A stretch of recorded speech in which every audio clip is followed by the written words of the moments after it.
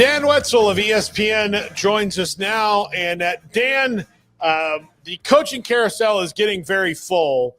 Top 5 to fired in 3 weeks is a wild thing, but it's the most, modern era college football thing that can possibly happen. What are your thoughts about James Franklin, Penn State, and how that came to such a gigantic crash?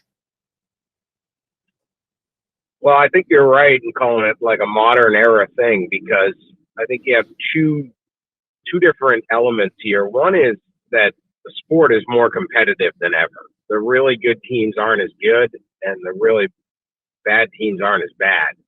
And so when Penn State lost 2 weeks ago to an 0-4 UCLA team, I'm not excusing the loss for Penn State or saying it wasn't a bad loss, but it's an 0-4 team with Nico Iamaleava at quarterback, who's a guy who will probably play in the NFL and might be very good in the NFL. And so you don't really traditionally have a lot of 0-4 teams with NFL quarterbacks at the helm, a guy that talented and experienced.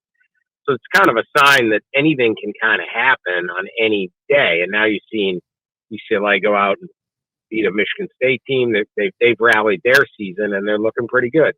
And the same thing last Saturday when Penn State loses to Northwestern. Yeah, the helmet is Northwestern, the brand is Northwestern, but they've got a bunch of really good players on that Northwestern team. They're 4-2. They're not a bad team. So the days of like a Penn State just saying, look, we have all these good recruits, we have so much more talent than you, we're just going to win, is kind of over. Yet at the same time, you have an impatience in that you have boosters that spend a lot of money on the players Penn State does have and on the coordinators and are doling out a lot of money.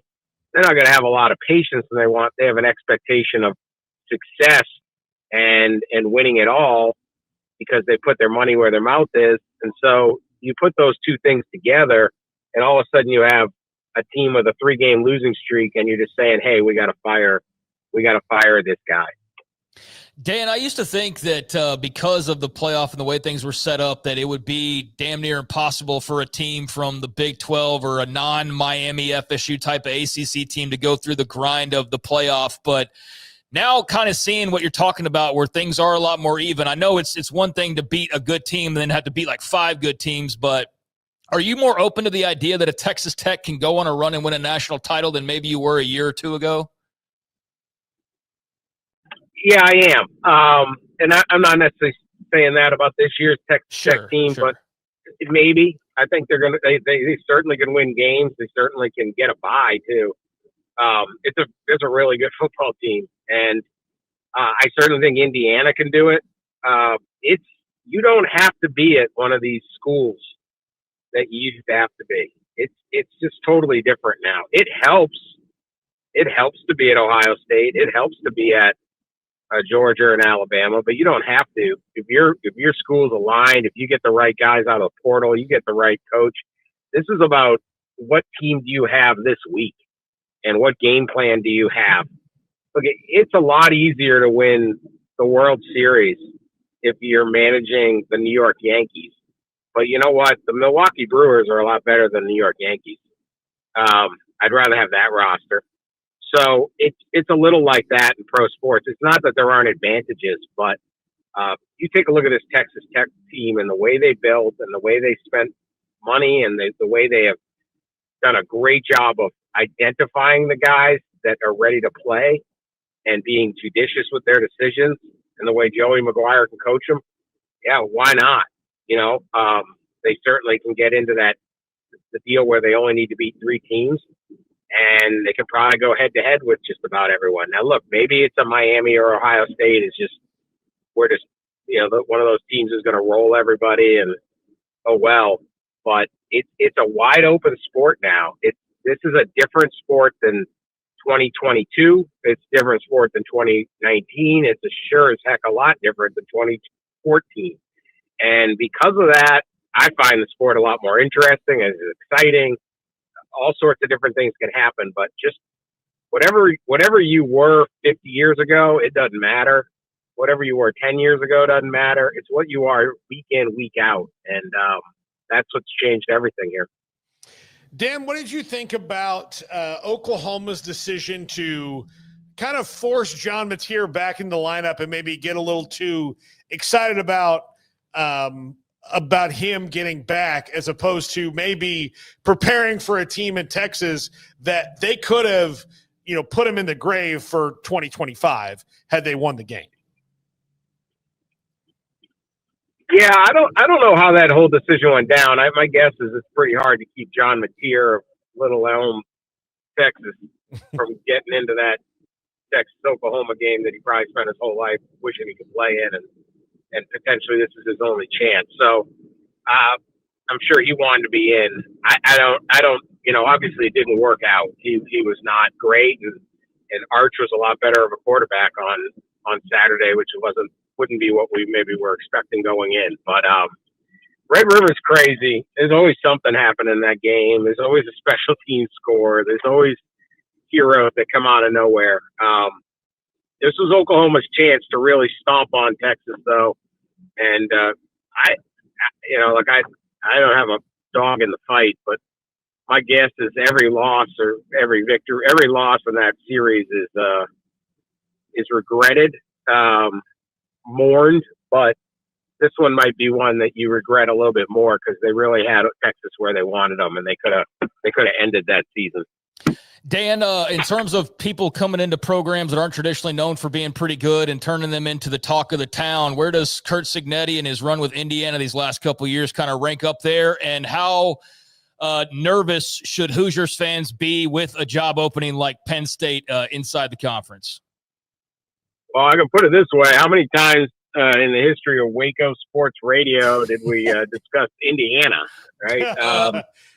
Yeah, like less than a handful, that's for sure. Yeah, not a lot of discussions of Indiana football out there.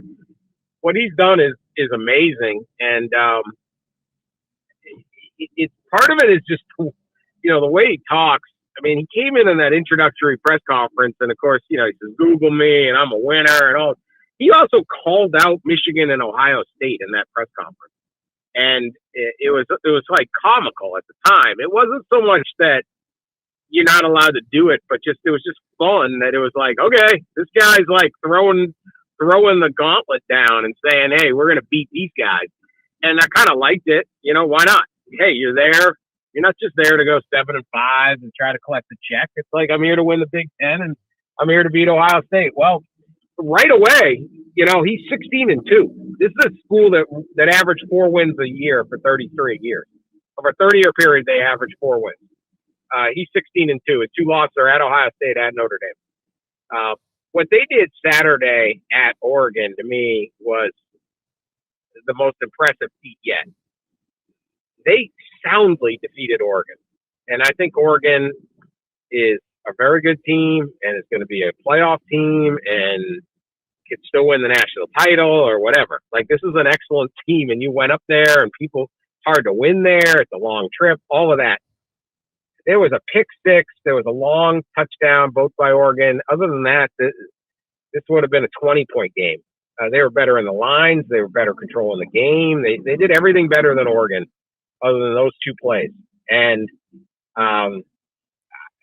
they could win the national title this year. Again, we'll see. Miami, Ohio State, I think both look tremendous. There's a lot of good teams out there, but why not Indiana? And that's the most amazing thing about Curt Cignetti. Does he leave for Penn State? I don't think he does for a couple reasons. There's simply a practical matter in that Indiana's going to be in the playoff, and they may not play until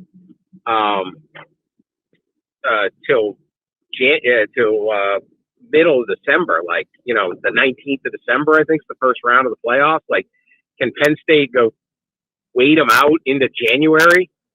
Cignetti is not a guy. This guy, if you've ever spoken to him, like, he is focused solely on winning. He's not gonna do this where he's taking a job. He's got one foot out the door. He didn't wait to be 64 years old, finally be coaching with a team this good and be worrying about going to his next job or his next payout. That's just not him. So I think practice, a practical matter, I don't see how the calendar works. I also just don't think he has to go. Going back to what we just said, I think you can win a title in a lot of places, and certainly any Big Ten or SEC program that is invested and has the funds and has the will to win. There's schools it's better to be at Ohio State. It might be better to be at Michigan than Indiana, but Indiana's not where you can't do it. It's not what it used to be. I just think this is a whole new sport, and everyone needs to look at it that way and kind of forget the ideas of, like, for 50 years we worried about the coaching transfer portal, right? You get to Indiana, you do well, you got to get out of there. Now with the player transfer portal, you don't. It's a different transfer portal, and I like that. What do you do if you are Penn State? I mean, Matt Rhule's out there. He's an alum. He and Pat Kraft did it at Temple. They have a great relationship. But if you're moving on because one coach can't win the big game, well, Matt hasn't done that yet either. So right. What do you maybe find someone who's maybe slightly less known but appears to be on a quicker upward trajectory, a younger guy maybe? My guess is Matt Rhule would be their number one choice, and maybe a Matt Campbell at Iowa State or something like that. I think Matt Rhule is going to be their number one choice.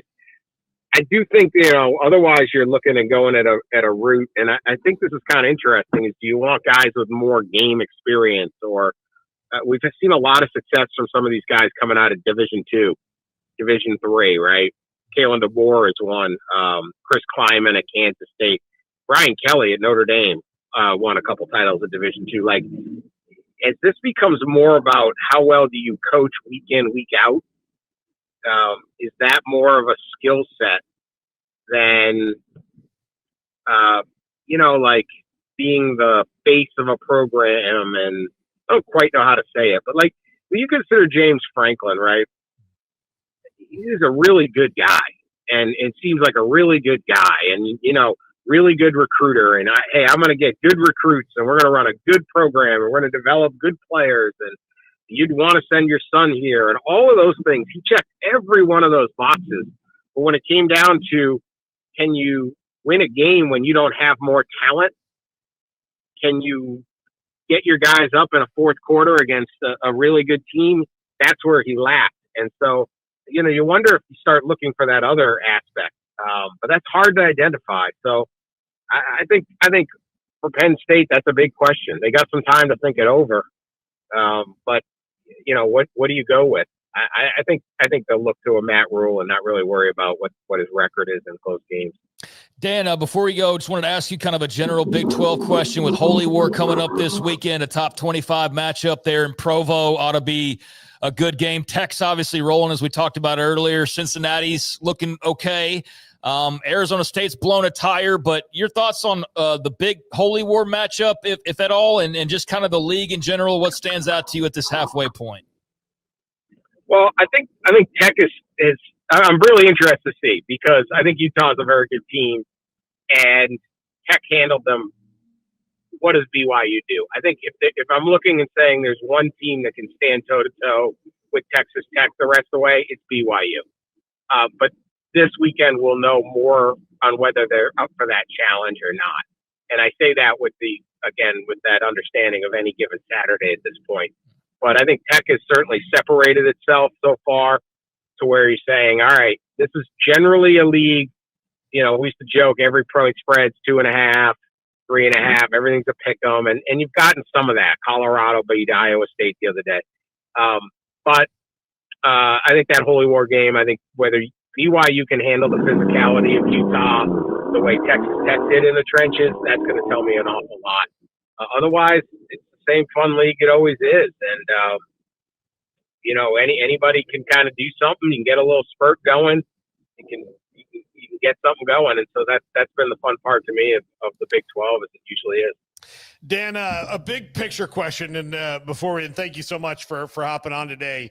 There is private capital coming into the Big 12, from this California pension fund. Private equity is going to start popping up all over the place. Schools can go get their own. They're begging Congress for money. They're paying buyouts of $50 million.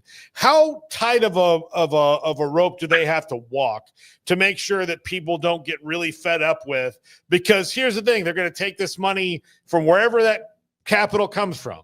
They need Congress's help, but they're still going to turn and ask not just the big boosters, but run-of-the-mill fans for more and more and more and more, and maybe not offer as much in return over and over and over again. Dude, let's preach, man. Let's go. Let's go.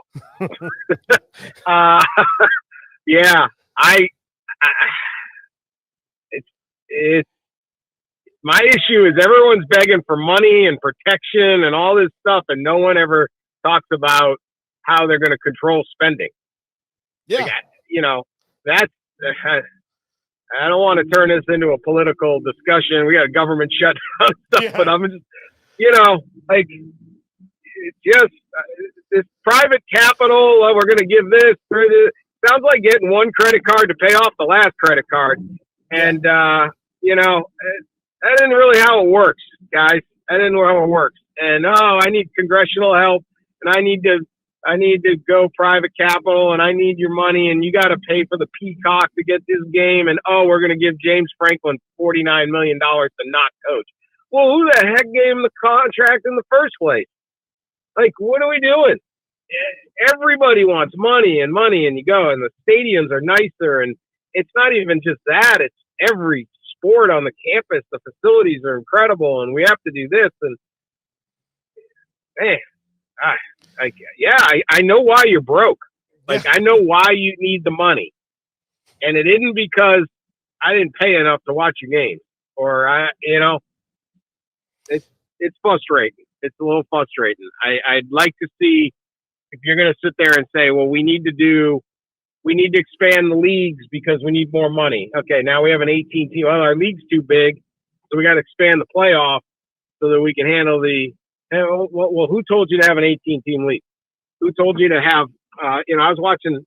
I happened to cross the Big Ten network the other day, and they had Rutgers playing UCLA in a men's soccer game in LA. And, I just sat there and said, yeah, you need private capital when the Rutgers soccer team could be bustling to play Seton Hall 20 minutes. What's going on? Why do we need all this stuff? There's no talk of spending controls or common sense scheduling, or maybe we have an 18 team football league, but we don't have it in all our other sports, because it doesn't help anybody. It doesn't help the kids on the Rutgers or UCLA soccer team that they spend all these days traveling around the country. They're not going pro in that. They need to be in class, or their parents can't see. None of this makes sense. And it's the same thing for Baylor or anybody else, right? There's plenty of schools you can play all these other sports against each other. Let's get over it and have more reason. I'd love to see somebody address that instead of just saying we need more money. We're broke. We can't do this. We need to call our senator and all that stuff, and we need to have ads on the TV and this act and that act. It's not just a funding problem; it's a spending problem, but we can solve that problem another day. Yeah, it does seem like all these decisions are made after a night in Vegas, where they just wake up and be like, Oregon's in the Big Ten now? All right. I don't know. When did that happen? It's like, so you take the Big Ten, okay, and this is it's affected Baylor, right? Mm-hmm. The Big Ten said, well, you know what? We need more money, so we got to add Rutgers and Maryland, because it'll help. We can get the Big Ten network on a basic cable bundle in New Jersey and Maryland, and charge every person in Maryland and New Jersey money for this television network, whether they care or not to watch college sports, right? We're going to get 40 cents out of every house. Well, all right, well, now people are cutting all the bundle. The Big Ten networks now. All right, well, you know what we got to do? We got to add UCLA and USC. Oh, well, why we got to do? Well, we need more money. Okay, now we got to add Oregon and Washington, because that's not going to get us enough. Now we blew up the Pac-12. So now there's all this instability, and now the Big 12's got to have these teams all over the place. They were minding their own business, going fine, but everyone's getting bigger. Well, now we got an 18-team league. We don't have enough money to go around. Now we got to go to private capital. That's what's going to do it. Yeah. Like, each time they're telling us that's what's going to do it. And it's like, I got teenagers.